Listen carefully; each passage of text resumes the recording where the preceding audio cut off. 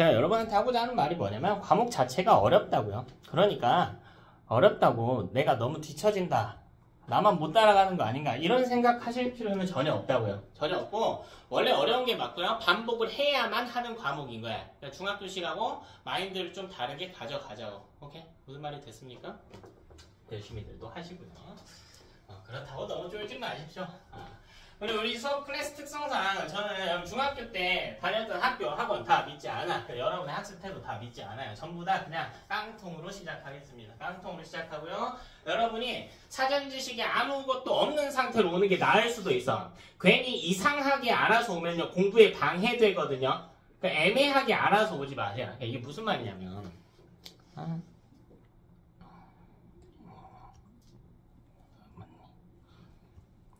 여러분 최근에 시험을 뭘 봤지? 최근에 기말고사 거의 다 봤죠? 6단원 봤나요? 에너지? 역학과 에너지 아주 봤어요? 에너지가 뭐예요? 에너지가 뭐지? 에너지가 뭔지 대답할 수 있는 사람. 에너지가 뭐죠? 에너지가 뭐야? 뭘까? 이름 뭐더라? 뭐야 되는데? 준우인가? 준우 맞나? 에너지가 뭐야? 에너지. 그치? 과목이 계속해서 겹쳐서 이렇게 올라가는 단계예요. 그러니까 이 하위 지식이 없으면 상위 단계의 문제를 푸는데요, 전혀 도움이 안 돼요. 그래서 여러분한테 차라리 사전 지식을 비우고 오라는 거예요. 아예 그냥 생판 백지로 오라는 거야. 전에 선행 안 했는데요, 괜찮다고. 그래서 괜찮다고 한 거야. 사실 여러분 지금 선행이 빠른 편은 아니에요. 냉정하게 이야기 드리면 이제 통합과 거의 다 처음 하는 친구들이지. 이미 한두 바퀴 단 친구들도 많고 한데, 그게 몇 바퀴를 했든 간에 중학교 때 몇 점을 받았던 간에 과학 공부의 근본을 모르면 의미가 없는 시간들이에요. 그래서 우리는 전부 다 새롭게 시작할 거예요. 그래서 딱 하나 기억하세요. 과학 공부를 하는데 가장 중요한 건요, 정의예요. 나머지는 하등 도움 안 되는 정보야. 그래서 정의만 가지고 수업을 합니다, 우리는. 그래서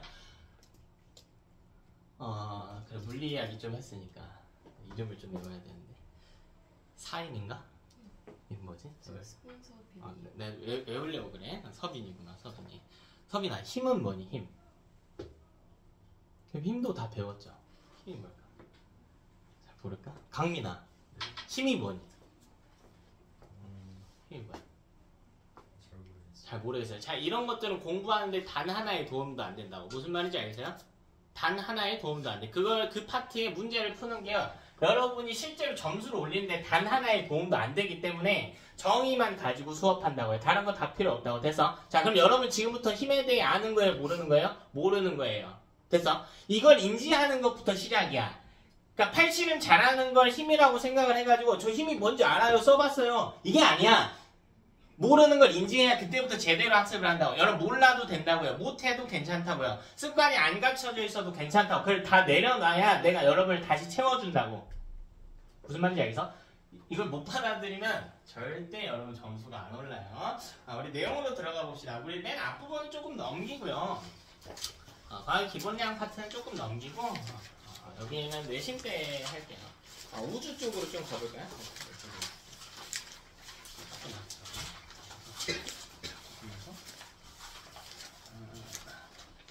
자, 오늘은 여기 24쪽부터 조금 시작을 해봅니다. 이게 조금 반가운 파트예요. 최근에 이제 마지막 단원에서 좀 배웠을 거거든요. 우주 관련해가지고 뭐 빅뱅 우주론이라더니 뭐 말머리 성운 이런 거 들어봤죠? 자, 그런 걸 조금 더 연장해서 배운다고 생각하시면 돼요. 자, 그럼 이 우주에 대해서 다룬 사람들이 있어요. 그리고 여러분 필기할게요. 필기할 게 없는 사람 손만 들어. 괜찮아. 필기할 거 없다. 뭐 종이 노트 없다. 손 괜찮아. 오케이.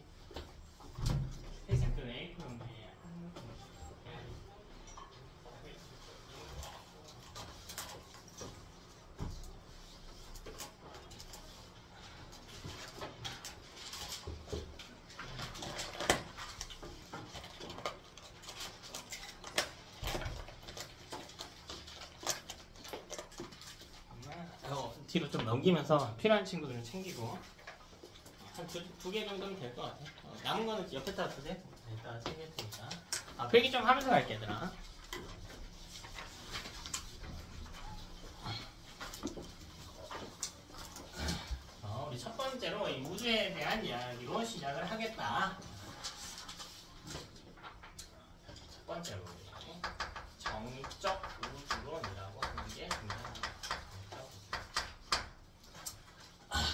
여러분 우주 파트에 대해 다뤘겠지만 뭐 일부 학교가 아니면 정적 우주로는 거의 다루지는 않았을 것 같아. 자, 이건 누구 주장이냐면 아인슈타인의 주장이에요. 아인슈타인. 유명하죠. 우리 뽀글머리 아저씨 혓바닥 남겨놓고 사진 찍은 아인슈타인. 이제 많은 분야에 대해서 굉장히 정보량이 많았던 사람이고요. 특히 이제 물리학 분야에 굉장히 좀 많았어요. 정보가 굉장히 많았는데 지식이 많았던 사람인데, 아인슈타인 뭘 이야기하냐면요, 어떤 물체가 있을 때 이 물체의 부피가 커지기 위해서는 에너지가 필요하다라고 이야기를 해요. 에너지는 일을 할 수 있는 능력이거든. 이게 에너지의 과학적 정의예요. 그걸 알아야 에너지가 뭔지 아는 거야. 근데 일이라고 하는 게 뭐냐면 힘을 줘서요, 힘의 방향으로 밀어내는 현상이야. 그래 이게 커질 수 있을 거야. 어느 느낌인지 오니? 근데 우주는 여러분 크기가 어때? 잘 모르지만 우주의 크기는 어때요? 매우 클 거야, 그치? 그럼 이 커다란 우주가 더 커지기 위해서는 어마어마한 에너지가 필요할 것이다 라고 생각을 했어. 근데 그만큼의 에너지를 찾을 수가 없었다는 거야, 아인슈타인이. 그래서 저기 뭐냐면 정지에 있다라는 거야. 우주는 변화하지 않는다라고 주장을 해. 핵심은 우주가 팽창하지 않는다. 우주가 팽창하지 않는다라고 주장합니다.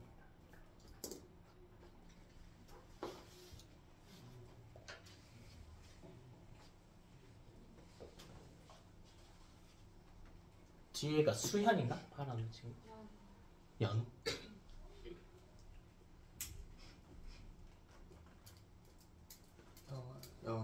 연우야. 그 혹시 안 추우면 뒤에 수연이, 그치? 수연이지, 수연이. 안 추우면 뒤에 문 좀 열어줄래? 추우면 닫아줘. 자, 우주가 팽창하지 않는다라고 주장을 합니다. 근데 여러분 우주 팽창해요, 안 해요?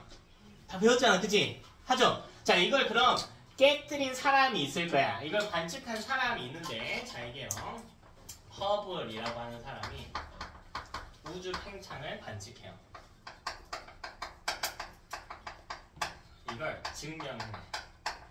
그래서 허블의 우주 팽창을 증명한 사건으로 패론됩니다. 패론돼요. 그래서 굉장히 똑똑하다고 알고 있는 아인슈타인이지만 항상 옳은 말만 했던 건 아니야. 과학적으로 오류가 있었습니다. 그러면 우리 허블이 어떤 식으로 우주 팽창을 증명했는지 한번 보면 되겠지. 여러분 통합과학은 그래도 조금 나은 게요, 다른 과목들에 비해서 흐름이 굉장히 뚜렷해. 이 흐름 따라가면 돼. 증명으로 패론이 됐다? 그럼 무슨 증명을 했냐? 바로 적색편의 현상입니다. 적색편의 현상을 관측합니다. 이게 우주 팽창을 증명합니다.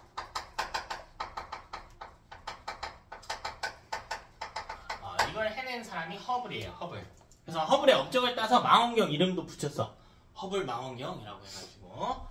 그럼 적색편의가 뭔가 하고 봅시다. 여러분 여기서 빛에 대한 기본 지식이 나와요. 그럼 우리 빛을요, 원소가 내뿜는 빛을 이렇게 띠에다가 기록할 수 있거든? 우리 이걸 뭐라고 불러요? 그렇지, 스펙트럼이라고 부른단 말이야. 그럼 스펙트럼에 보이는 선은 사람 눈에 보여야 돼, 안 보여야 돼? 당연히 보여야지. 다 보잖아.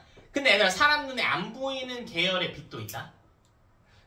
사람 눈에 보이는 계열의 빛은요, 가능하다, 볼식, 가시광선이라고 불러. 근데 선으로 끝나는데 가시광선이 아닌 것들이 있어. 뭐가 있어? 적외선도 있고요, 자외선도 있어요. 됐니? 근데 우리는 봐야 되니까 무슨 영역만 이야기한대? 가시광선 영역만 이야기한대. 그럼 여기부터 순서대로 써볼까요?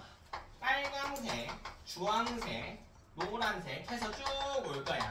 보라색 이런 식으로 오겠죠. 됐나? 적외선은 무슨 색깔이에요? 적외선 무슨 색깔일까? 우리 아까 답을 이야기했어요, 얘들아. 적외선은 어떻다고? 안 보여요. 근데 빨간색 같아. 왜? 무슨 외선이니까? 적외선이야. 잘 생각해봐. 외는 바깥쪽이라는 뜻이에요. 적은 뭐니? 붉은색보다 바깥쪽이라는 거야. 이해돼요? 그러니까 눈에 보여, 안 보여? 안 보여. 그러니까 적외선은 우리가 스펙트럼에 나타낼 수가 없어. 그러니까 이 바깥쪽에 있는 거예요. 무슨 말인지 알겠어? 적외선은 빨간색이 아니야. 내가 불을 싹 다 꺼볼게. 완전히 암흑 상태로 만들어 볼게. 제 몸에서 나는 빛을 여러분이 볼 수 있나요? 볼 수 없어요. 저는 빛을 안 내보낼까요? 내가 미친 사이비 신도들을 모집하는 게 아니고 내 몸에선 빛이 나 얘들아. 옆에 사람 있으면 옆에 사람들이랑 부대끼고 있으면 온도가 어떻게 돼? 더워. 짜증나. 그치? 왜냐면 얘가 빛 에너지를 내뿜고 있기 때문이야. 그럼 사람은 실제로 빛 에너지를 내뿜어요. 그럼 완전 암흑인 상태에서 사람을 관측할 수 있는 도구가 있다? 그게 뭐죠? 적외선 카메라. 사람 몸에서 빛이 나와요. 그게 무슨 빛이야? 적외선인 거야. 증명할 수 있어요. 적외선 눈에 보여 안 보여? 안 보여. 됐어? 그냥 빨간색 바깥색. 그러면 여기서 조금만 더 내용을 업그레이드 해봅시다. 그럼 자외선도 있죠. 보라 자자 써요. 그럼 어디 있어요? 보라색보다 바깥색. 이해되지? 어렵지 않지? 그래서 스펙트럼에 나타나진 않지만 적외선 계열과 자외선 계열의 빛이 있어. 그럼 내가 우주에 있는 임의의 천체 하나를 집어봅시다. 집어봅시다. 여러분이 알만한 천체가 뭐가 있을까? 베텔게우스 정도 들어봤나? 대내부? 중학교 과학책에 나오죠? 그럼 거기에 원소들이 있을 거 아니야. 그럼 원소들을 다열해가지고 스펙트럼을 관측하면 여기에 선이 나오지. 이렇게 선이 나오잖아. 그치? 아무데나 선을 한번 그어보자고요. 자, 근데 이 선을 뭘 했냐면요. 이 행성을, 이 천체를 한 3년 있다가 관측했어. 이름 봐봐. 적색편이래. 붉은색 쪽으로요. 편향되게 이동한대, 이 선이. 3년 있다 봤더니 얘네가 이렇게 이동. 이게 적색편이야. 이게 뭐 어쨌다고 한다는 말이야. 그게 뭐 어쨌다고. 이게 뭐 어쨌다고. 이걸 이해하기 위해서 제가 여러분한테 이것들을 좀 써드린 거예요. 빛의 색깔이 다른 이유가 뭐냐면 빛마다 에너지가 달라서 그래요. 그러면 여기서 에너지를 좀 비교해 봅시다. 여름에 햇빛이 쨍쨍한 날에 자외선 차단 크림은 바르고 다녀요. 그치? 적외선 차단 크림은요? 바를 수도 없고요. 발라서도 안 돼요. 그럼 사람 몸에서 빛이 방출이 못 되거든. 열이 방출이 못 돼요. 그냥 더워요. 쪄 죽어요. 그럼 왜 하필 자외선 차단 크림만 바르는가를 생각을 해봅시다. 자외선이요. 적외선보다 몸에 더 어떻기 때문일까? 그치, 해롭기 때문에. 그럼 왜 해롭냐면 애가 에너지가 높아요. 에너지가 높아. 에너지가 높은 게 해로운 거랑 무슨 상관인가요? 빛은 에너지가 높아지면 투과성이라고 해서 뚫고 지나가려고 하는 성질이 세죠. 근데 에너지가 작은 빛은 나를 못 뚫어. 근데 큰 빛은 뚫어. 근데 여러분이 SF 영화에 생각한 레이저 총으로 죽이고 이 느낌은 아니고 이게 뚫으면서 내 몸 안에 있는 세포들을 죽여요. 근데 우리 몸의 세포들은 재생할 수 있는 횟수에 제한이 있단 말이야. 보통 피부들이 그래요. 그러니까 너네는 아직 어려서 모르겠지만 너네 피부에 재생할 수 있는 횟수에 제한이 있어. 선크림 안 바르고 다니면 이게 그때그때 파괴되니까 그 횟수가 줄어요. 그러니까 어릴 땐 잘 안 발라. 티가 안 나거든. 나이 들면 확 느껴져요. 내가 그래. 요새 열심히 발라. 열심히 바르는데. 자, 핵심이 뭐냐면요. 자외선이 에너지가 크다라는 거야. 에너지가 크다. 자, 이쪽으로 갈수록 에너지가 커진다라는 겁니다.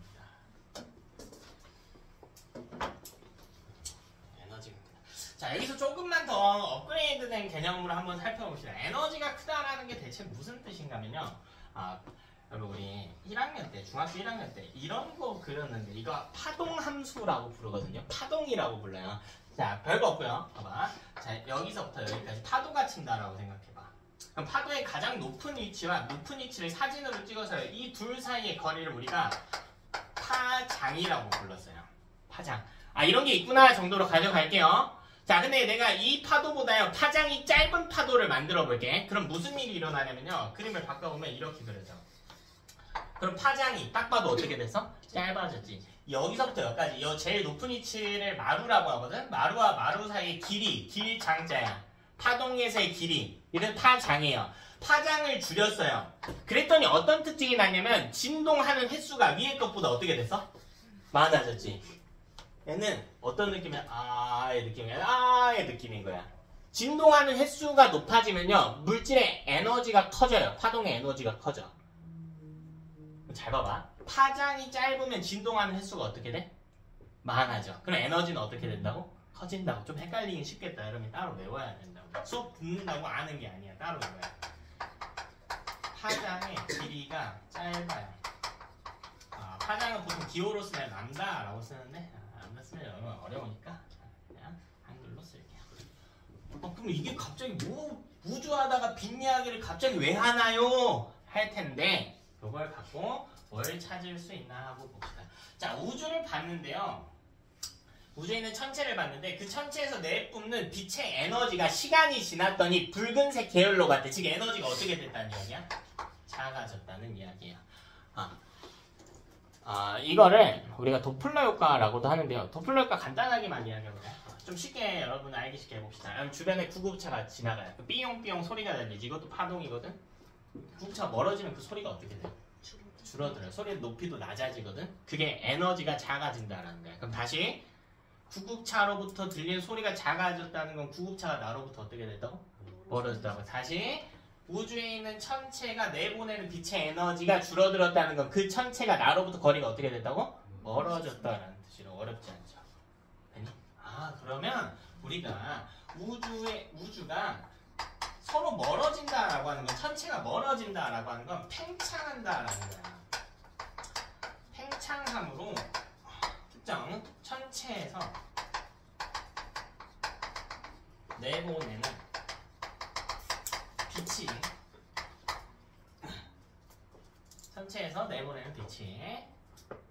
에너지가 작은 계열인 붉은색 쪽으로 이동한다라는 걸 증명해요. 이거 공식화해서 가져갈 수도 있는데 우리는 개념반이니까 간단한 개념 내용 정도만 잠깐 할게요. 천체가 멀어지고 있기 때문에 우주는 팽창했다라는 걸 증명해냅니다. 허블이. 그래서 아인슈타인이 내가 졌소 하게 되죠. 저 의견이 좀 틀렸던 것 같다. 자, 여기서 하나만 더 가져갈게. 이건 여러분이 중3에서 했던 거예요. 원래 멀리 있을수록 멀어지는 속도는 더 빠릅니다. 원래 멀리 있을수록 멀어지는 속도가 더 빨라요. 그러니까 여기 두 개의 천체가 있었는데 얘네는 가까웠으면 멀어지긴 하는데 별로 안 멀어져. 근데 얘네랑 처음에 멀리 있던 애는 애초에 더 많이 멀어져. 빨리 멀어져. 이 이야기를 하고 있어요. 이거를 증명을 해냈어. 우리 조금 과학하고 친해져 볼까요? 자, 사이드에 쓰는 것들은 따로 안 적어도 돼요. 우리 속도를 기호로 어떻게 쓰죠? 속도를 기호로 V라고 쓰지. 벨로시티의 약자예요. V. 무슨 많이 쓰잖아. 뭐 운동 에너지 2분의 mv 제곱 같은 거 하면서. 그치? 했단 말이야. 자, 그럼 이게 비례하는 거야. 멀리 있을수록. 거리가 어떨수록? 멀수록. 그럼 이게 비례해요. 거리는 보통 r로 쓰거든요.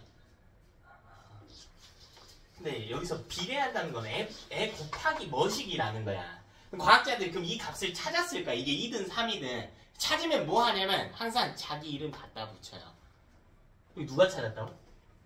허블이 갖다 붙여. 그럼 허블의 이니셜을 딴 숫자가 있겠지. 그걸 그래서 V는 H 곱하기 R이라는 공식을 내놨어. 근데 이게 되게 재밌는 거야. 봐봐. 속도는 이걸 허블 상수 곱하기 거리야.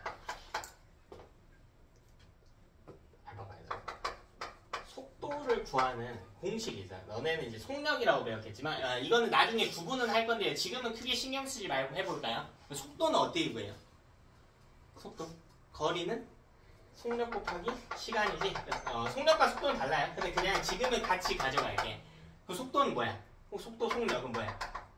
시간분의 거리지. 그럼 다시 이거 식취함을 좀 해볼게요. 시간은 뭐예요? 시간 속도분의 속력분의 거리. 그러면 이거 V분의 뭐야? R이지. 잘 봐. 그럼 이걸 V분의 R은 다시 뭐가 같아? 여기서 넘겨보면 V분의 R은 H분의 1과 같지. 이게 뭐냐면 팽창한 시간이에요. 우주가 팽창한 시간이야. 얘들아, 우주는 계속 팽창해. 우주는 계속 팽창해. 봐봐. 내가 태어나면서 지금까지 숨 쉰 시간은 뭐와 같을까? 나의 나이와 같을 거야. 우주가 팽창한 시간은 뭐와 같아요? 그래서 H분의 1 이게 바로 우주의 나이야. 이런 식으로 우주의 나이를 구했어. 실제로는요. 여기까지는 몰라도 괜찮아. 네, 여러분이 과학과 좀 친해지라고. 종종 시험에 나오는 학교도 있는데 내신기간 가면 학교별로 다뤄드리고 있어요. 됐죠? 자, 그럼 두 번째, 허블이 아인슈타인의 주장을 이제 완벽하게 반박을 했기 때문에 새 우주론의 시대가 도래합니다. 그게 바로 팽창 우주론의 시대예요.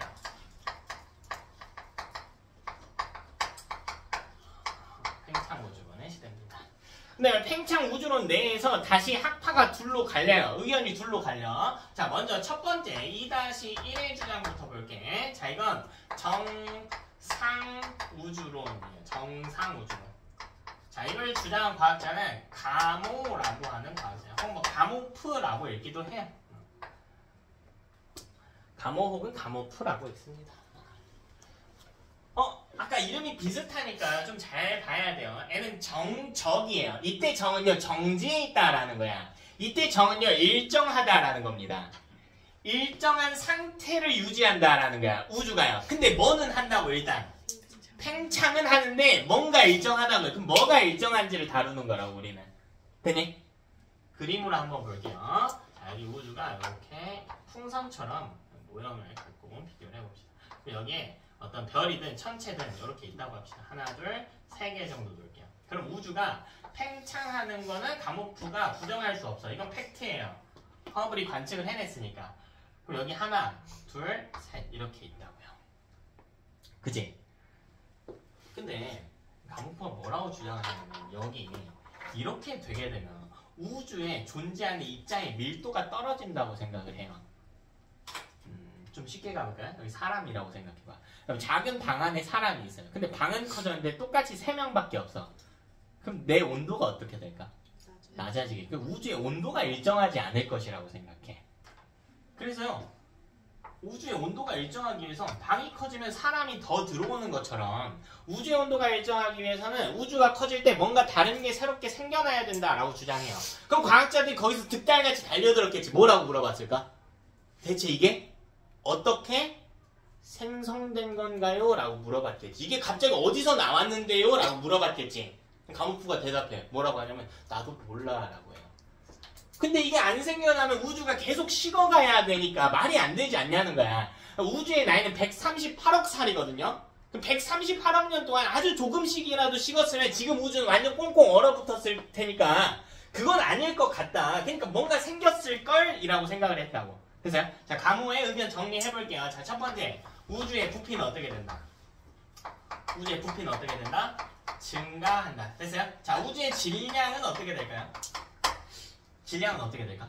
증가하겠지. 뭔진 모르지만 뭔가 새로 생겨났으니까. 하나당 1g이라고 놓으면 처음엔 3g이었는데 이제 6g이 됐으니까. 실제로 훨씬 더 무겁겠지. 훨씬 무겁겠죠. 자, 세 번째는 밀도. 자, 밀도는 어떻게 구해요? 밀도는 어떻게 구하지? 공식이 있는데. 그렇지, 부피분의 질량이야. 여러분 이건 기본 공식이니까 외워주셔야 돼. 그럼 중학교 때 배운 것들 기억 안 날 수 있거든요. 근데 기억 안 나면 다시 봐야 돼요. 이제는 그런 식으로 넘어가면 안 된다고 해서 부피분의 질량이야. 이거는 일정해. 왜냐면 가모는 뭐라고 생각했냐면 부피가 2배 증가하면 질량도 똑같이 2배 증가한다라고 생각했거든. 그래서 뭐라고 하냐면 우주의 온도 역시 일정할 걸이라고 생각을 했어요. 이게 갈수록 식어가면 안 될 것 같아 라고 생각을 했습니다. 여기에 이제 반대 의견을 제시한 아저씨가 등장한다. 그게 2-2번인 여러분이 익히 알고 있는 빅뱅 우주론이에요. 잠깐 나 이름을 잘못 적었다. 미안하다. 가모가 여기 있지? 여기가 호일이구나. 여기가 가모예요. 미안 잘못했네. 여기가 가모야. 가모는 뭐라고 주장을 하냐면 여기가 똑같이 처음에 크기가 작은 우주가 이렇게 있었다. 근데요, 이게 커졌대. 그건 동의. 어쨌든 우주는 커져야 되니까 동의.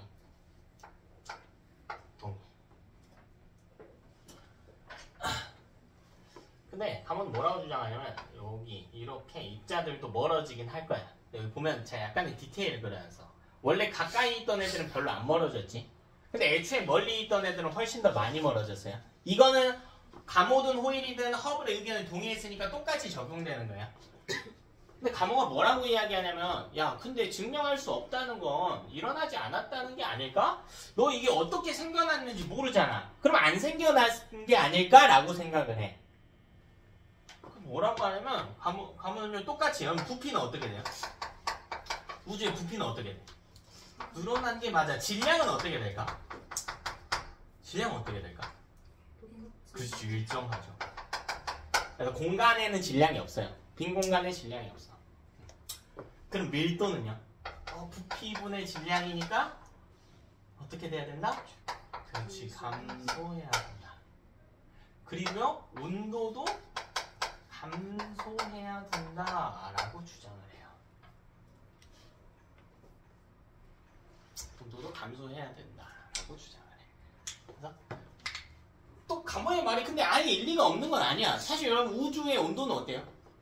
맞아요. 우주 나가면은 막 우리 영화 같은 거 보면은 뭐 꽁꽁 얼어붙어 막 죽고 막 이런 것들이 있단 말이에요. 우주에 굉장히 추워. 앞으로 더 추워진다라고 하면은 언젠가는 다 얼어붙어서 아무것도 존재할 수 없겠지만 이게 아예 틀렸다고 보기는 어려울 것 같아.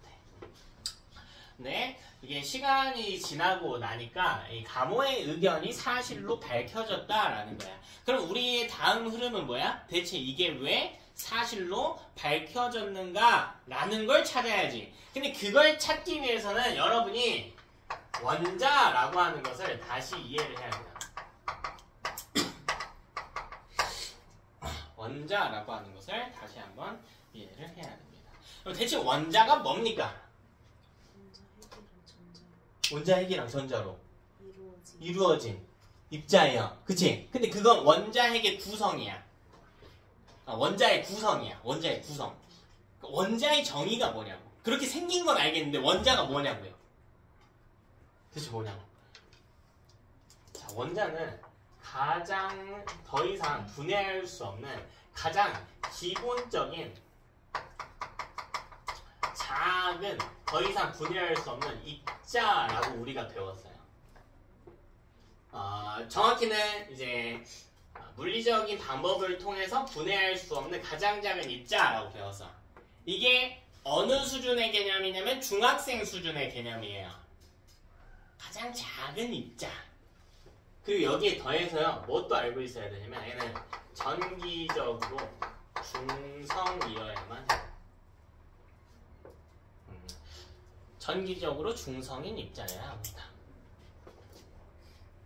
예를 들어 볼까요? 그러면 핵이 있다고 합시다. 원자에 있으면요, 여기 핵이 있고 주변에 전자들이 돌고 있단 말이야. 이 정도 모델은 알고 있지. 자, 근데 여러분 핵의 전하가 플러스를 띈다라고도 알고 있었어요. 근데 얘가 만약 플러스 3이라면 원자라고 하는 놈은 전기적으로 중성이어야 되거든? 그럼 마이너스 전하를 띈 애가 있어야 돼. 그게 누구야? 전자도 하나당 마이너스 1이란 말이야. 그럼 이게 몇 개 있어야 되는데? 3개. 이렇게 배웠잖아요. 이게 끝이고 여기서 더 이상 분해할 수 있다 없다? 없다라고 배웠는데 분해가 된다라는 거야, 실제로는. 그리고 이걸 분해를 해봐야 여러분이 이해가 가능합니다. 가모의 주장을 이해하는 게 가능해요. 자, 어렵지 않아요. 우리 같이 한번 봅시다. 여기 플러스 전하를 띠는 핵이 있대. 자, 그리고 이 주변에 돌고 있어. 누가? 전자. 그래서 전자가 뭐 한 개여도 되고요. 뭐 여러 개여도 되겠죠. 자, 이걸 우리가 원자라고 불렀어요. 그럼 원자의 구성을 써보면 원자 핵. 자, 줄여서 그냥 핵이라고 써도 괜찮아요. 더하기 뭘로 구성된다? 전자로 구성이 된다. 근데 사실 우주에 존재하는 입자들 중에서 아주 작은 입자들이 있는데 그 중에 제일 작은 놈이 전자예요. 그 전자는 더 이상 분해하는 게 불가능하거든. 근데 핵은 전자에 비해서 훨씬 커요. 그래서 분해해보려는 시도를 했고 실제로 분해를 했어. 그랬더니 이 핵을 들여다보니까 핵 속에 누가 있냐면 핵 속에 양성자라고 하는 놈과 중성자라고 하는 놈이 있었다. 양성자와 중성자. 자, 뭔진 잘 모르겠는데 핵은 구성된다고. 뭐랑?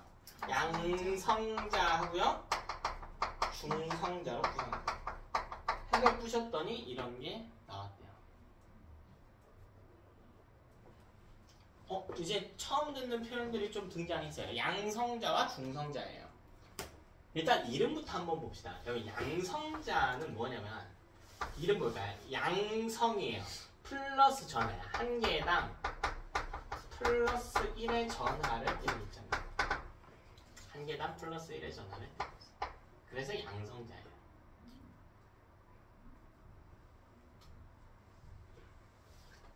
그럼 핵은 플러스 전화 띈다고 했잖아. 그 이유가 핵 속에 뭐가 있기 때문이었다고요? 양성자가 있기 때문이야. 자, 여기 두 번째 중요한 개념 하나 또 나와. 자, 얘는요. 양성자의 수가 결정해. 뭘 결정하냐면 원자의 번호를 결정. 우리 중학교 2학년 때 학교든 학원이든 원자 번호 외우라는 소리 들어봤다. 그죠? 몇 번까지 외우래요? 몇 번까지 외우래? 20번까지는 외우라고 했어요. 1번의 원자가 누구야? 수소야. 수소가 1번인 이유가 드디어 밝혀졌다고. 왜 1번이래요? 양성자가 하나이기 때문이라고. 그래서 종종 이렇게 대답하는 전자가 하나라서요. 아니야 얘들아. 양성자가 하나인 거고 잘 봐봐. 원자는 내가 전기적으로 중성이라고 해서 근데 양성자가 하나라고 하는 건 핵의 전하가 플러스 1이라는 거야. 그럼 중성이 되기 위해서 전자가 몇 개 필요해? 한 개가 필요한 것 뿐이에요. 그러니까 수소는 전자가 한 개인 거지 전자가 한 개라서 1번인 게 아니야. 양성자가 하나라서 1번인 거고 중성이 되기 위해 전자가 하나 있는 것 뿐이에요. 되나? 그럼 여기 볼까? 중성자라고 하는 건 뭔지 볼까? 얘는 중성이래. 전하를 띄지 않아. 전하를 띄지 않아. 플러스도 아니고요. 마이너스도 아니에요. 그럼 얘는 대체 왜 있냐는 거야. 여러분 원자 번호 2번 정도까지는 들고 갈까? 2번이 누구죠? 헬륨이 있어. 그 헬륨이 2번인 이유가 뭐라고요? 핵 안에 양성자가 몇 개? 2개. 양성자 보통 영어로 프로톤이라고 써서 P라고 쓰거든? 그 이 둘이 서로 어떻게 할까? 밀어내요. 왜? 얘도 플러스 띄고 얘도 플러스 띄잖아요. 같은 전하를 띄면 서로 어떻게? 밀어내. 그럼 원자핵이 붕괴해요. 얘네들이 싸운다고 같은 전하를 띄고 있으면 그럼 이 둘 사이에서 가운데에서 싸우지 마 하고 존재하는 게 중성자야. 그래서 그 중성자의 대략적인 역할이 뭐냐면 얘는 양성자 사이에 밀어내는 힘 이걸 반발력이라고 그래. 이 반발력을요 감소시킵니다.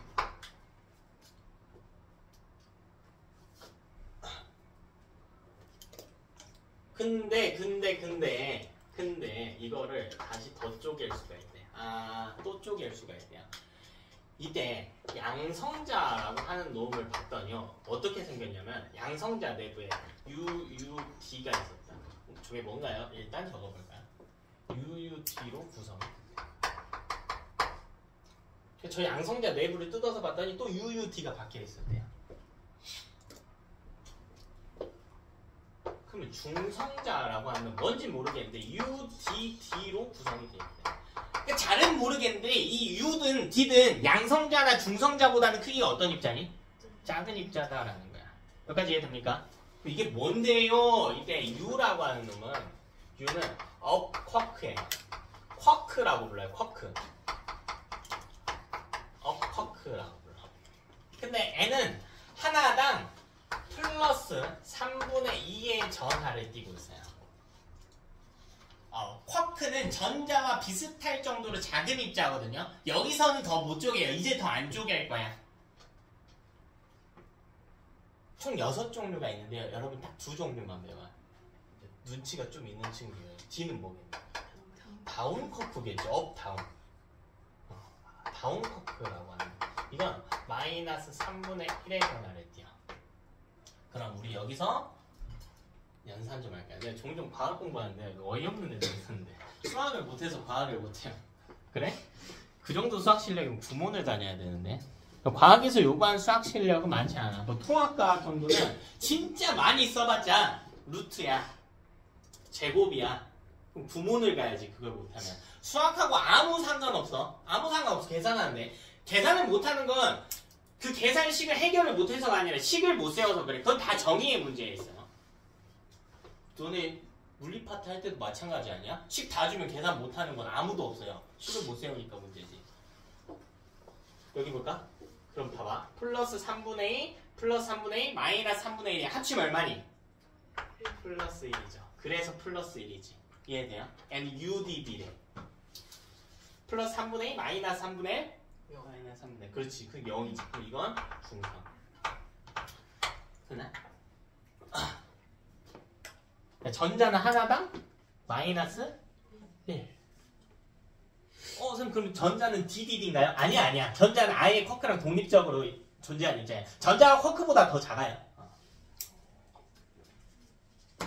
이런 게 있대. 그래서 각각 양성자와 중성자가 서로 다르게 존재한다. 그럼 우리가 이 자를 좀 잘 이해를 해볼게요. 먼저 좀 독특한 친구 한번 볼게. 자, 첫 번째로요. 우리 수소원자라고 하는 걸 하나 살펴봅시다.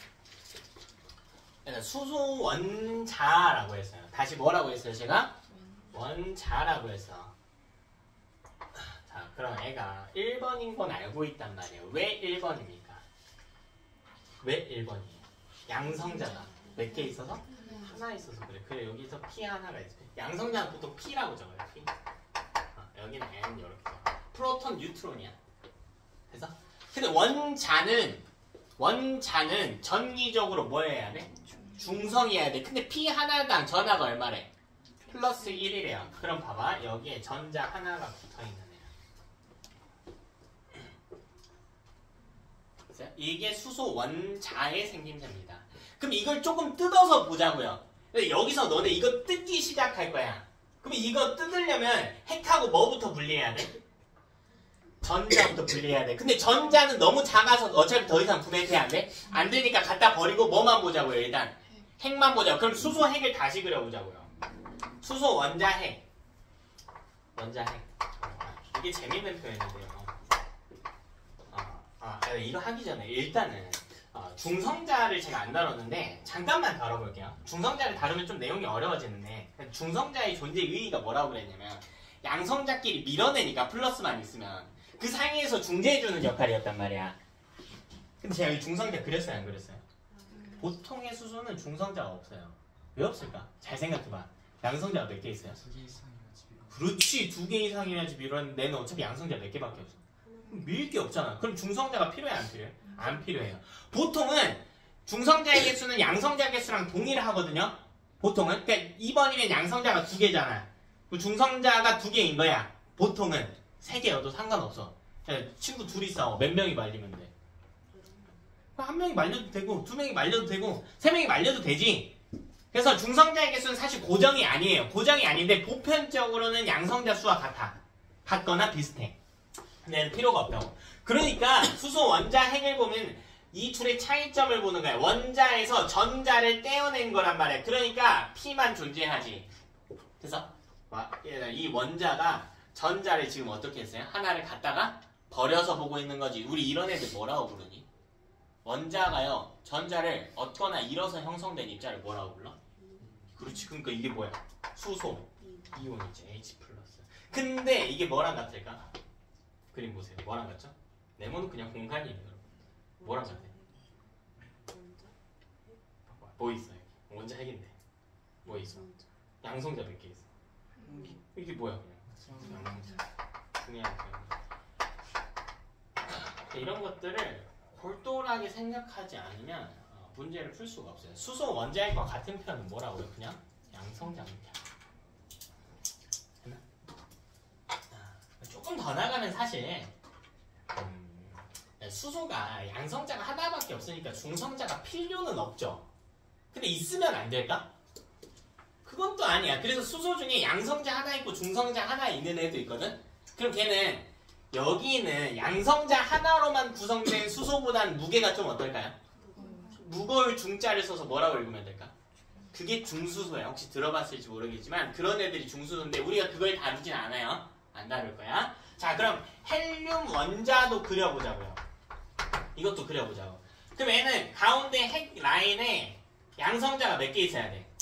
2개 있어야 돼. 원래는 이 네모 박스 안 쳐줘요. 자, 여러분 처음이니까 보기 좋으라고 그냥 핵을 구분을 해놓은 거야. 그럼 얘는 핵이 플러스 2란 말이지. 양성자 하나 플러스 1이라고 했잖아. 그럼 전자가 몇 개 필요해? 전자가 몇 개? 2개가 필요한 하나, 2개. 됐나? 그러면 헬륨 원자 핵은요? 그냥 이제부터는 핵이라고 적을게. 얘는 어떻게 생겼어? 그냥 여기서 뭐만 빼면 돼? 전자만 빼고 그리면 된다니까. 이게 원자에 대한 기본 이해예요. 자, 그럼 우리가 저걸 그림으로써 이제 여러 가지 표현도 배웠지만 가장 중요한 내용 중에 하나가 뭐냐면 원자와 원자 핵은 서로 어떤 입자야? 아예 다른 입자예요. 그럼 둘이 비슷하지 않나요? 아니, 아예 성질이 달라. 아예 성질이 달라요. 아예. 아예 달라. 이 둘은 아예 별개의 입자로 취급을 해야 돼요. 오늘 9시부터 수업을 했는데 배가 너무 고파. 좀 먹을 게 좀 없나 하고 여기서 어떤 요걸 떼가지고 여기 철근이 있다고 해볼까? 자, 의자 다리를 떼서 배고프니까 좀 씹어 먹을게요. 느낌이 어때요? 되게 이상하지 않나요? 자, 이건 뭐냐면 철근은 Fe 원자예요. 이게 철 원자거든? 근데 이번에는 내가 이제 현기증도 좀 나는 것 같고 철분을 좀 섭취하려고 철분이 많이 들어간 음료를 마셨대. 이건 어때요? 괜찮은 것 같지? 그래서 거기 들어간 입자가 뭐냐면 철 이온이야.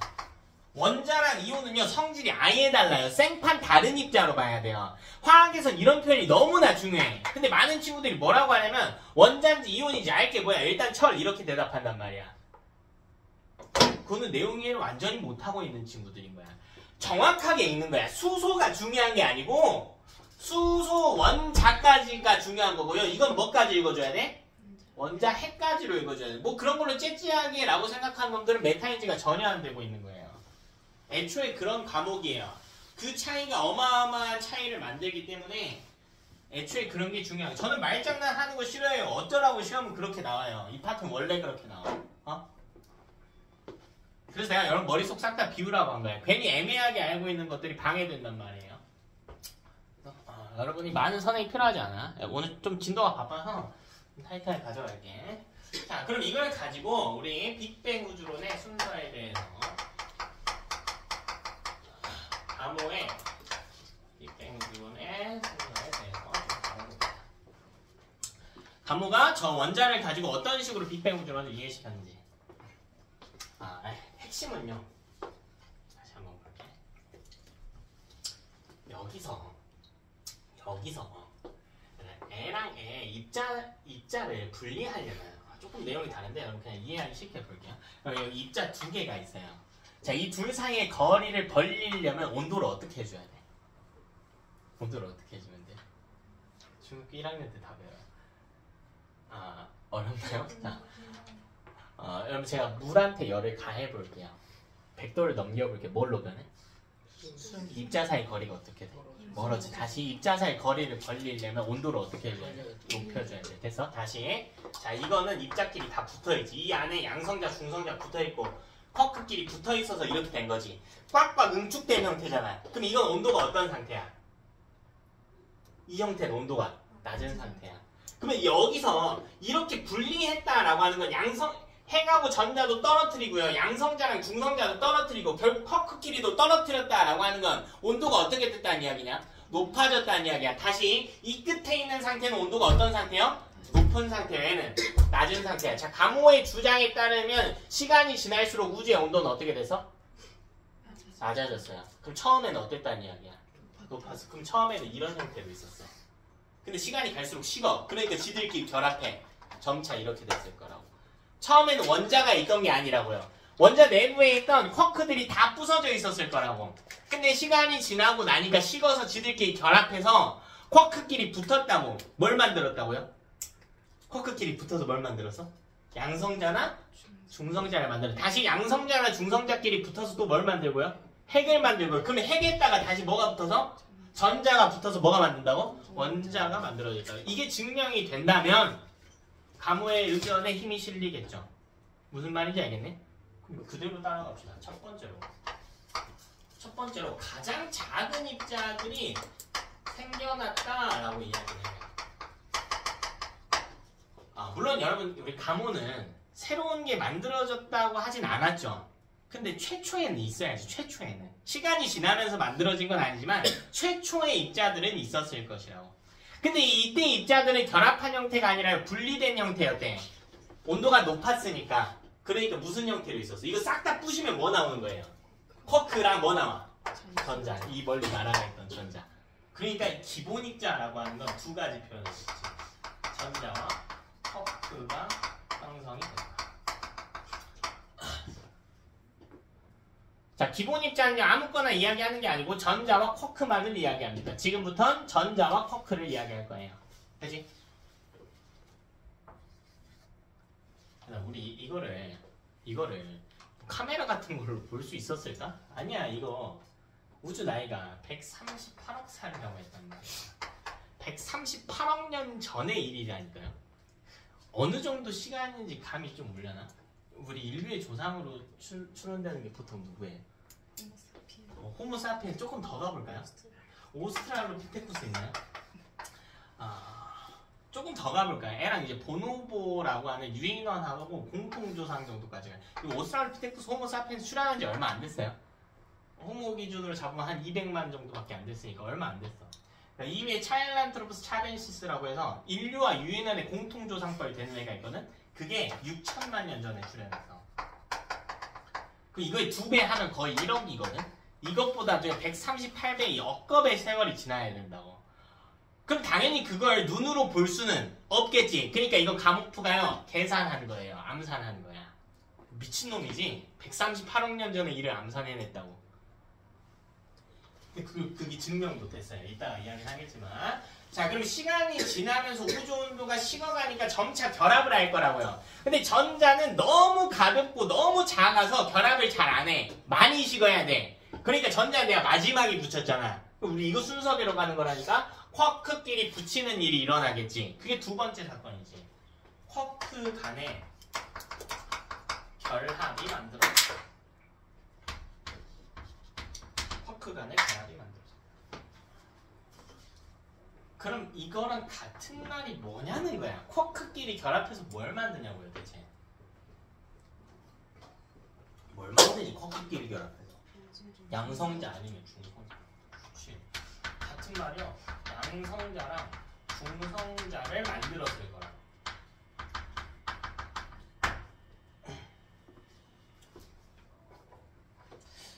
쿼크끼리 결합해서 양성자랑 중성자를 만들었을걸? 과목표의 주장이에요. 자, 근데 이때 이 둘의 비율이요 1대 1인 걸 증명을 해냈어요. 자, 그럼 이제 뭐 하면 돼? 그럼 따라가봐. 뭐 할까? 뭐 할? 전자 전에 양성자하고 중성자 만들어서 뭐 해? 이 둘을 다시 합쳐서 뭘 만든다고? 그거라니까요. 근데 이렇게 심플하게 일어나진 않았겠죠, 사실. 세 번째 과정 중에 뭐가 있었냐면 중성자의 일부가요 양성자로 전환이 된 사건이 있었어요. 이건 조금 어려운 내용이긴 해요. 그래서 양성자랑 중성자의 개수의 비가 1대 1이었거든? 원래는 이거 이전에는 1대 1이었는데 중성자가 양성자로 바뀌었단 말이야. 그럼 양성자의 수가 어떻게 됐다고? 이것보다 늘어났다고. 몇 대 몇이 되냐면 7대 1이 됐어요. 7대 1이 됐어요. 이것도 실험적으로 증명을 해냈어. 7대 1이 됐다고. 그랬다고? 그런 일이 있었대. 이유를 간단하게만 보여드릴게요. 왜냐면 중성자에서 양성자로 변화할 때 사실 둘의 질량은 거의 똑같거든요. 어차피 둘 다 쿼크 몇 개로 구성돼? 3개로 구성. 근데 어떤 변화가 없는 애들은요 기본적으로는 중성자가 살짝 더 무거워요. 살짝 진짜 미세하게 무거워. 그럼 중성자에서 양성자로 변화했다는 건 살이 빠졌다는 이야기야. 근데 이게 무슨 이야기냐면 에너지와 관련된 이야기인데 우주는 갈수록 어떻게 되고 있어? 식어가고 있어. 엄청난 속도로 식어가고 있어요. 그러면 우리가 추운 동네를 생각해 봅시다. 너무 추워요. 거기서 우리 몸이 에너지를 주변으로부터 얻을까 방출할까? 방출하게 되지. 그럼 애는 에너지를 방출하고 있는 거야. 이 입자들은 에너지를 방출하게 돼요. 이걸 상황에 좀 대입을 해볼까? 이제 질량과 에너지를 여러분이 좀 다룰 수 있어야 할 수 있으니까 비유적으로 볼게요. 내가 에너지를 방출했다는 건 밤에 런닝을 했다라는 이야기야. 살이 어떻게 돼? 빠지겠죠. 그 이야기 하고 있는 거 실제로 그런 원리는 아닌데요. 중성자에서 양성자로 되는 순간 이게 에너지를 방출하기는 한단 말이에요. 따라서 1대1의 비율에서 7대1의 비율까지 변화합니다. 우주가 식어가고 있기 때문에 중성자가 양성자로 변환이 됐다라는 거야. 그럼 네 번째 사건은 뭐냐면 이제 다 했지. 다 했어요. 다 했어. 그럼 비율을 맞췄고 이제 양성자랑 중성자랑 결합할 거야.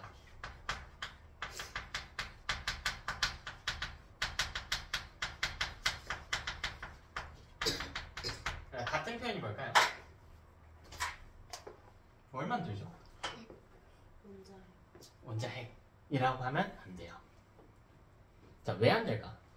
봐봐. 수소 원자핵 뭐가 같아? 수소 원자핵 뭐가 같아요? 이게 중요한 거야. 수소이온 또 양성자 같아. 다시 여기 이름 읽어볼게. 무슨 일이야? 양성자랑 중성자랑 뭐 할 때? 결합할 때. 근데 수소핵은 결합해요 안 해요? 안 하지. 왜 뭘로만 구성된다고? 양성자로. 그러니까 표현을 잘 써야 돼. 이런 것 때문에 틀리는 거야. 수소핵은 언제 만들어졌냐면 이때 만들어졌어. 그치? 진작 만들어졌어 사실. 양성자가 수소핵과 같기 때문에 수소핵은 진작 만들어졌어. 그럼 무슨 핵이 만들어진 거니? 수소 말고 헬륨핵이 만들어진 거야. 나머지는요 우주 탄생 초기인데요. 이게 다 전부 초기거든. 이거는 시간도 외워주셔야 돼. 이거는 중요해요. 3분이야 3분. 우주가 탄생하고 3분 후에 일어난 일이에요. 완전 극초기죠 극초기. 이 3분에 양성자랑 중성자가 결합하면서 일어난 일은 수소핵을 만든 게 아니라고. 누굴 만들었다고요? 그치, 헬륨을 만들었다고. 그치? 아니야 얘들아, 너네 방금 또 3점 또 틀렸어. 뭘 만들었다고요?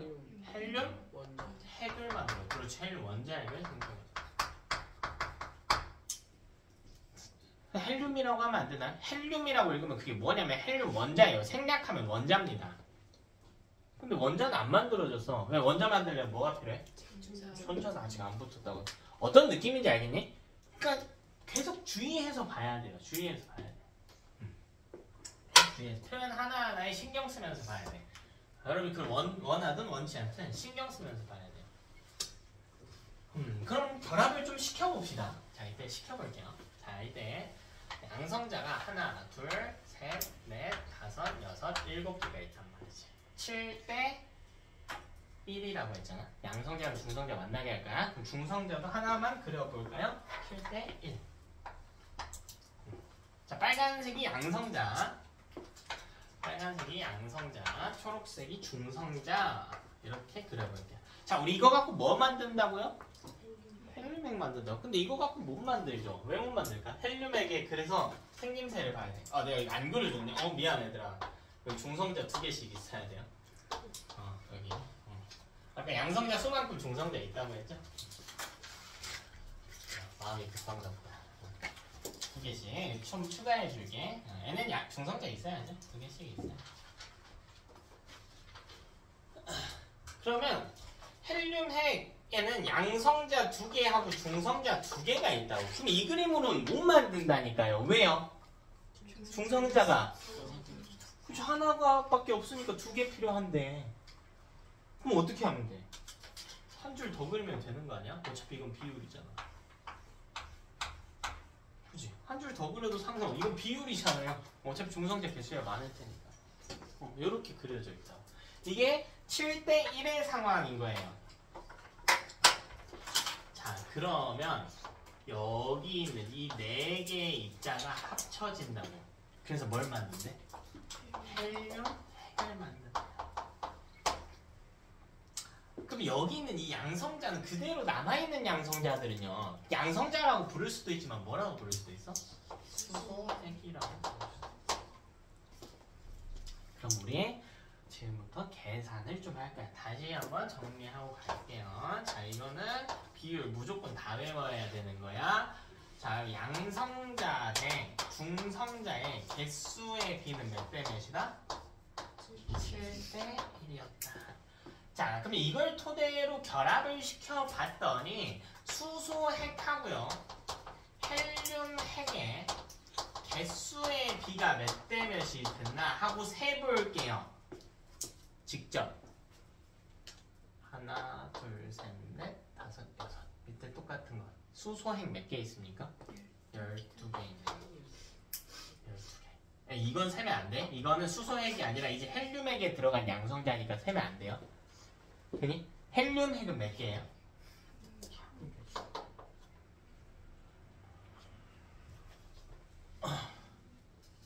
그러니까 과목표 이거 계산하고 있었다. 뭐 이때 온도가 이 정도니까 결합비가 이 정도, 변환비가 이 정도니까 이렇지 않을까? 라고 계산을 했다고.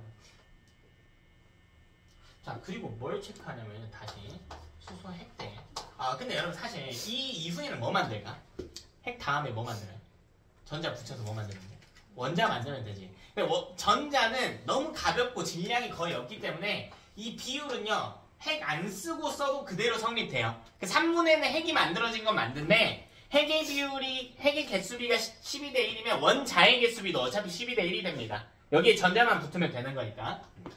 그러면 이때 수소 핵 대 헬륨 핵에 뭘 볼 거냐면 질량의 비를 볼 거야. 이거는 자, 수소핵은 입자 하나로 구성돼요. 그러니까 알맹이 몇 개인지 보면 돼. 수소핵 알맹이가 총 몇 개야? 12개지. 근데 헬륨핵 안에는 알맹이가 몇 개야? 4개야. 둘이 질량 거의 똑같다고 했잖아요. 그러니까 헬륨핵 하나가 수소핵 하나보다 4배 무거워. 그럼 질량비는 몇 대 몇일까? 3대 1일 걸이라고 증명을 했다고. 이렇게 계산을 했다고. 가모프가. 근데 이걸 과학기술이 발전함에 따라 증명이 가능해졌어요. 자, 뭐로 증명을 하냐면 이게 스펙트럼으로 증명이 가능해. 스펙트럼으로 관측을 했을 때 어떤 입자의 질량이 증가한다면요, 그 선이 미세하게 두꺼워져요. 그래서 그 비율을 잴 수가 있어. 근데 이게 실제 선 스펙트럼 관측 결과하고 일치했다는 거야. 이 결과하고 일치했다고. 이게 바로 빅뱅 우주론의 첫 번째 증거가 됩니다. 이게 빅뱅 우주론의 첫 번째 증거가 돼요. 3분의 1 일어난 현상이고요. 당시에 양성자와 중성자 개수비는 7대 1이었으며 수소핵과 헬륨핵의 개수비는 12대 1, 질량비는 3대 1이 됐는데 그게 질량비 3대 1이 실제 선 스펙트럼 관측 결과와 일치함에 따라 빅뱅 우주론의 첫 번째 증거가 발생했다. 요거야.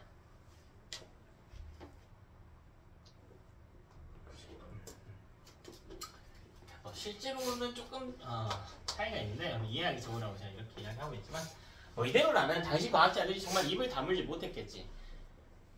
우주 탄생하고 3분째에 일어난, 지금으로부터 3분 전의 일이 아니지. 우주가 138억 살인데 우주가 3분 살일 때 일어난 일이란 말이야. 그러니까 지금으로부터 그냥 138억 년 전의 일을 예측했는데 이게 결과값하고 딱 맞아 떨어졌다는 거야.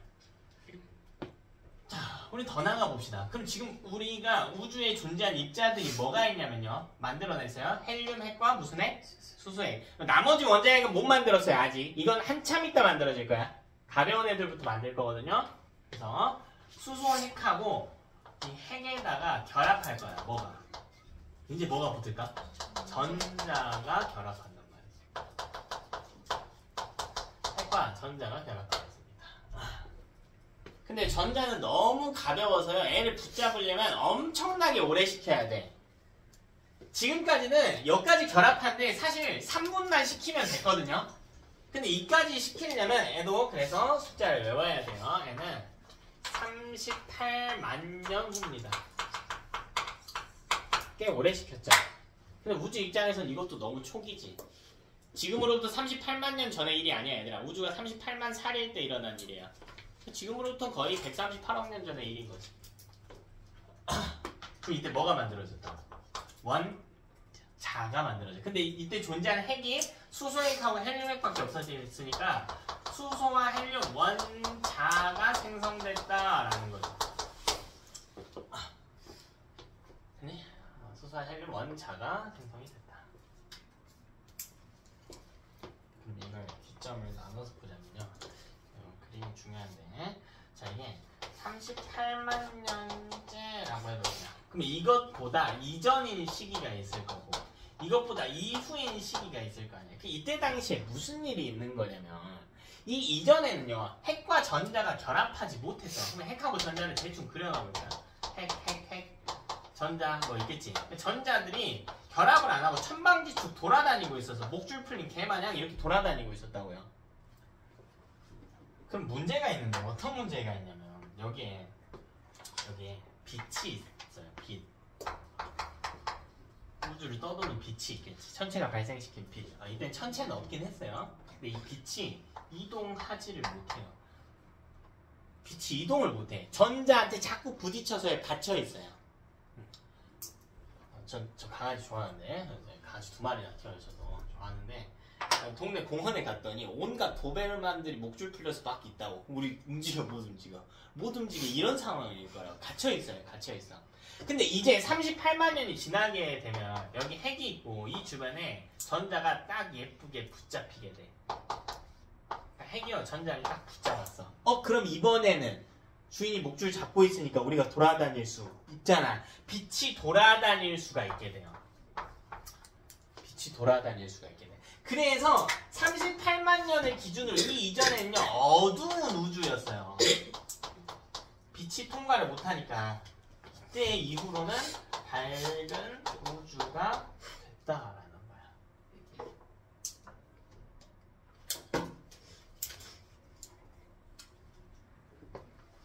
그럼 이 빛이 최초로 우주를 밝히게 해준 빛이야. 이걸 우리가 뭐라고 부르냐면 우주 배경을 밝혀준 빛이다 라고 해서 복사라고 불러요. 밖에 나가면 밝지? 우주 배경 복사 때문일까? 아니지. 그건 누구 때문일까? 태양 때문이죠. 그건 태양이 8분 전에 쏜 빛이에요. 우리가 밖에 나가서 보는 빛은 몇 분 전에? 8분 전에 만들어진 거야. 태양에서 지금까지 이 빛의 속도는 8분이면 오거든요. 이 빛의 나이는 몇 살일까? 138억 살이지. 그치? 우주 탄생 38만 년째에 만들어진 거잖아. 지금까지 또 138억 년 산 거야. 얘는 소멸하지는 않아요. 빛은 소멸하는 개념은 아니야. 그러니까 이 빛의 나이는 138억 살이에요. 그래서 이 빛을 관측을 하면 우주에 대한 정보를 많이 얻을 수가 있지. 138억 살. 밖에 나가가지고 우주 배경 복사다 하고 있으면 머리 아파. 사실 우주 배경 복사를 우리가 볼 일이 많을까요? 그건 아니야. 왜 우주가 계속해서 어떻게 되고 있어? 커져가고 있으니까 이게 지구에 도달할 일이 많지는 않겠지. 138억 년 동안 정처 없이 우주를 떠돌고 있는 빛이라고 생각하면 돼. 그럼 봐봐. 이게 38만 년 당시에는 온도가 어땠을까요? 이때는 우주 초기니까 온도가 어땠어요? 높았지. 온도가 3000 켈빈이었단 말이에요. 아니, 켈빈이라고 하는 건 이제 섭씨 온도 더하기 273도로 계산하거든. 그러니까 뭐 우리 섭씨로 따지더라도요. 뭐 거의 한 2700도 정도로 생각하시면 돼요. 3000 켈빈이었어. 그런데 이게 현재에 없지는 않으니까요. 많이 볼 일은 없다고 했지만 우연찮게 지구에 도착한 놈 붙들어서 온도 체크할 수 있단 말이야. 양이 많지니까 많진 않아서 우리 피부로 느끼지는 못해. 근데 이 빛을 정밀하게 관측할 수가 있어. 그럼 현재는 가모프의 의견에 따르면 얼마 정도라고 생각을 했냐면 현재의 온도는 약 3켈빈으로 추론했다라는 거야. 어때? 뭐 많이 차갑나요? 많이 차가워? 에이 졸라 차갑지 얘들아. 이거 영하 270도씨에 켈빈은 절대온도란 말이야. 절대온도는 섭씨 더하기 273으로 계산한단 말이야. 매우 차가워요. 매우 차가워. 중요해요. 우주 배경 복사 너무 중요해. 너무 중요해. 온도도 너무 중요해. 근데 현재 이 3켈빈의 우주 배경 복사를 관측을 실제로 해버렸어.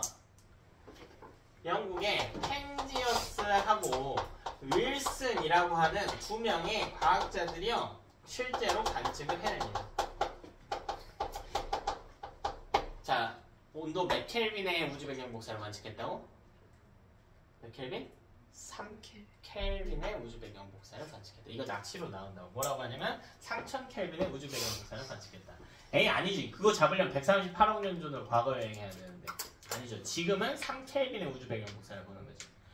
그 내용을 잘 봐야 돼요. 생성될 때 3000켈빈인 거는 사실인데 관측한 건 3켈빈이야. 이 아저씨들이 사실 뭔가 대단한 사람들은 아니고 공무원들이거든요. 그러니까 안테나 고장나면 수리해주러 다니는 사람들 정도로 생각하면 돼. 이제 할머니가 마을 회관에 전화해가지고 어이 김씨 안테나 고장나서 TV가 안 나와 할 때 수리해주러 다니는 아저씨들. 근데 공부를 좀 잘했어요. 가모프의 주장도 알고 있었고. 근데 가서 보니까 생전 처음 보는 전파가 잡히는 거야. 그게 우주 배경 복사였던 거야. 온도를 체크해봤더니 실제로 3켈빈이었어. 이게 바로 빅뱅 우주론의 두 번째 강력한 증거가 됩니다. 앞사람 이름이 펜지어스. 펜지어스하고 윌슨이에요. 펜지어스, 윌슨. 말장난 당하면 안 돼요. 이제 가모프가 몇 켈빈짜리 우주 배경 복사를 관측했다고? 또 3점 나갔다. 가모프가 관측 안 했다고. 가모프는 뭐 했다고? 예측했다고요. 발견한 건 누구라고요? 펜지어스하고 윌슨. 그러니까 여러분이 많이 틀려봐. 괜찮아요. 난 너네가 많이 틀려봤으면 좋겠어. 많이 틀려. 낚시도 많이 당해보시고요. 지금 많이 틀려요. 그래야 시험 때 안 틀리니까. 그래서 결국 긴 시간 끝에 홀보다는 가모프의 의견에 주장이 실리고 지금까지도 빅뱅 우주론을 정설로 받아들이고 있다. 우리 10분 쉬었다가 뒤에 내용 할게요.